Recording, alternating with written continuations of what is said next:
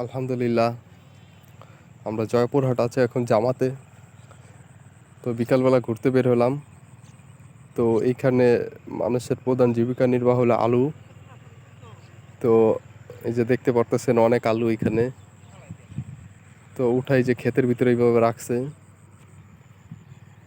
তো কালকে মনে হয় বাড়িতে নিয়ে যাবে এগুলা বিক্রি করার জন্য। তো এই দেখতে পারতেছেন অনেক আলু।